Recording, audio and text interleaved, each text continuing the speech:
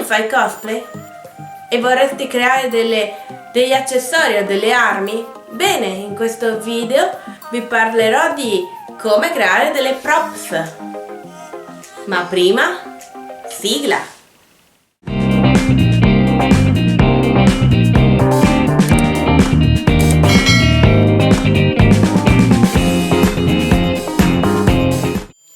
Ciao, io sono Yamili, adoro gli anime e manga, disegnare in stile giapponese e da un paio d'anni faccio cosplay. In questi anni ho fatto tanti accessori vari per i miei vari cosplay. In questo video parlerò delle basi e degli strumenti per creare tutto quello che ti serve. Questo video sarà diviso in due parti. Questa qui è la prima. E ora andiamo a vedere cosa ci serve. Tutte le cose che mi servono ce le ho dentro un grosso scatolone. Lo scatolone fabbricone. Ora riuscire ad aprire un'altra cosa. E voilà, tutte le varie cose che adesso andrò a illustrarvi in questo video. Eccoci qui. Ho cambiato inquadratura così da potervi far vedere tutte le cose che uso di solito. E sì, ho tenuto gli occhiali perché ho messo gli occhiali perché ho una lista qui per ricordarmi tutto quello che devo dirvi. Ma iniziamo subito. Quando si vuole creare degli oggetti o comunque qualcosa, prima di tutto, a seconda del personaggio che vai a interpretare, dovrai creare qualcosa, se il personaggio ha qualcosa da portare. Allora, vi consiglio prima di tutto di cercare online. È possibile che ci siano dei tutorial sugli oggetti che volete andare a creare, sia qui su YouTube che su vari siti. E magari trovate già dei cartamodelli fatti per stamparli, per poterli stampare, dove andrete a capire come fare l'oggetto che volete fare.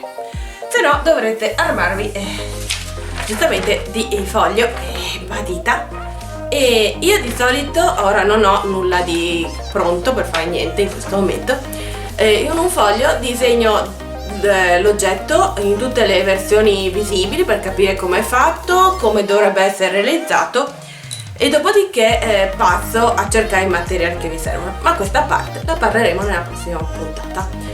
Oggi parliamo degli oggetti che vi servono. Allora, prima di tutto vi serviranno sicuramente forbici e taglierino.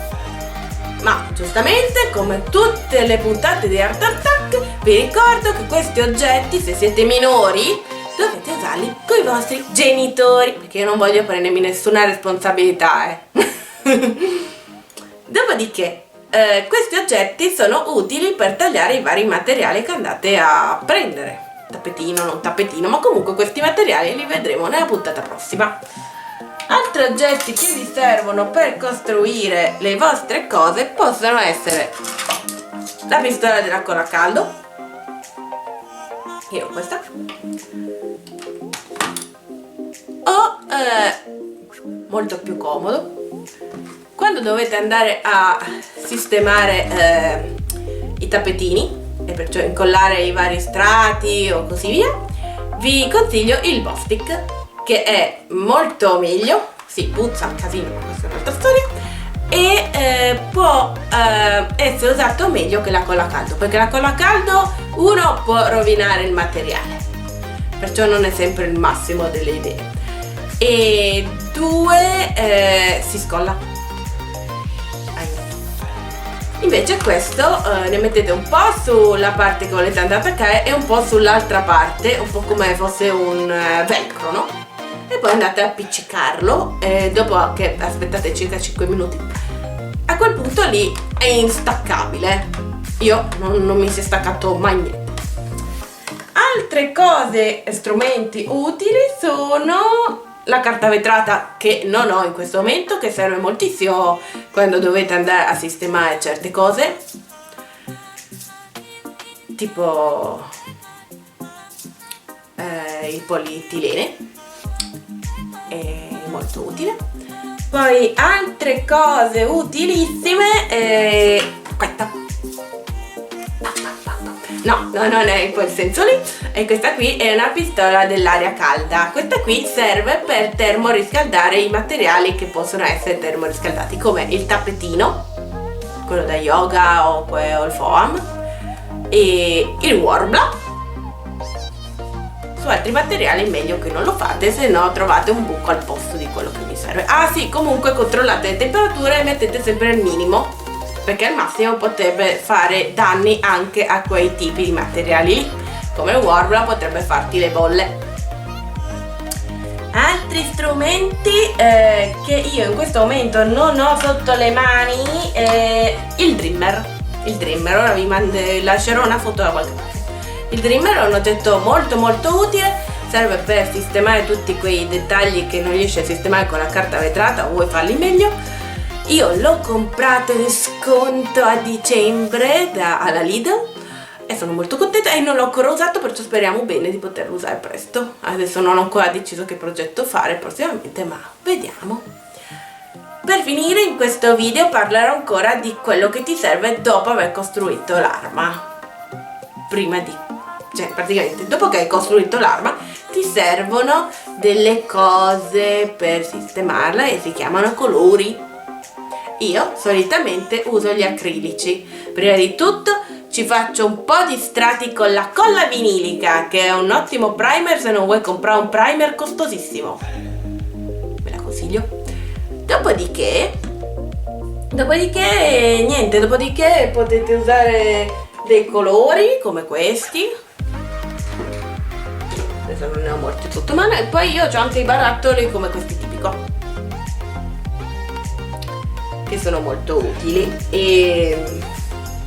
Ah sì, e poi giustamente finito tutte queste passate, che di solito faccio 3 passate di vinilica e 3 passate di colore, gli aggiungo anche il lucido.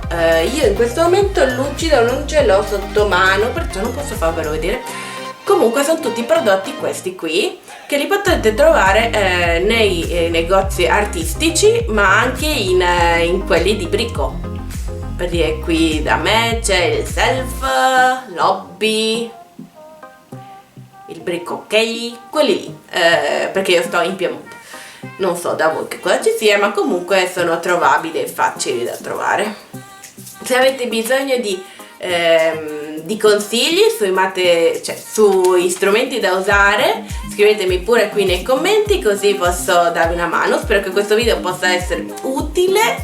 Vi ricordo di lasciare un like, commentare come ho già detto, iscrivervi al canale se vi va, che mi fa tanto piacere, così cresce la community. E